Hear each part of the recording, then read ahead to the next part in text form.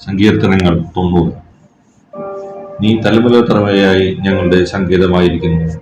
പർവ്വതങ്ങൾ ഉണ്ടായതിനും നീ ഭൂമിയെയും ഭൂമണ്ഡലത്തിനെയും നിർമ്മിച്ചതിനും മുമ്പേ നീ അനാദിയായും ശാശ്വതമായ ദൈവമാകുന്നു. നീ മർത്യനെ പൊടിയിലേക്ക് മടങ്ങി ചേരുമാറാക്കുന്നു.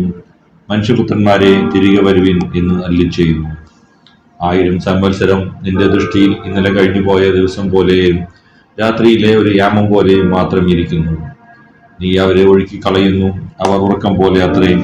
അവർ രാവിലെ മുളച്ചു വരുന്ന പുല്ലുപോലെ ആകുന്നു. അത് രാവിലെ തഴച്ചു വളരുന്നു, വൈകുന്നേരം അത് അരിഞ്ഞു പാടിപ്പോകുന്നു. ഞങ്ങൾ നിന്റെ കോപത്താൽ ക്ഷയിച്ചും നിന്റെ ക്രോധത്താൽ ഭ്രമിച്ചും പോകുന്നു.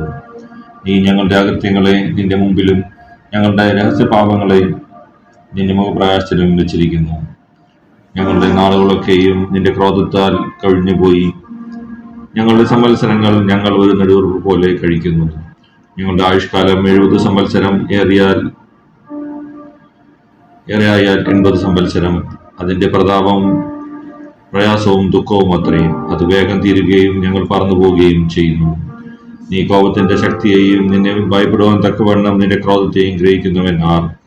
ഞങ്ങൾ ജ്ഞാനമുള്ള ഒരു ഹൃദയം പ്രാപിക്കത്തക്കവണ്ണം ഞങ്ങളുടെ നാളുകൾ എണ്ണുവാൻ ഞങ്ങളെ ഉപദേശിക്കണമേ.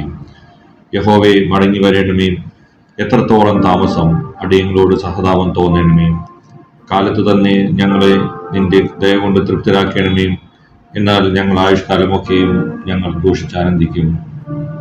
നീ ഞങ്ങളെ ക്ലേശിപ്പിച്ച ദിവസങ്ങൾക്കും ഞങ്ങൾ അനർത്ഥം അനുഭവിച്ച സംവത്സരങ്ങൾക്കും തക്കവണ്ണം ഞങ്ങളെ സന്തോഷിപ്പിക്കണമേ. നിന്റെ ദാസന്മാർക്ക് നിന്റെ പ്രവൃത്തിയും അവരുടെ മക്കൾക്ക് നിന്റെ മഹത്വവും വെളിപ്പെടുമാറാകട്ടെ. ഞങ്ങളുടെ ദൈവമായ യഹോവയുടെ പ്രസാദം ഞങ്ങളുടെ മേലിരിക്കുമാറാകട്ടെ. ഞങ്ങളുടെ കൈകളുടെ പ്രവൃത്തിയെ സാധ്യമാക്കി തരണമേ. അതേ, ഞങ്ങളുടെ കൈകളുടെ പ്രവൃത്തിയെ സാധ്യമാക്കി തരണമേ.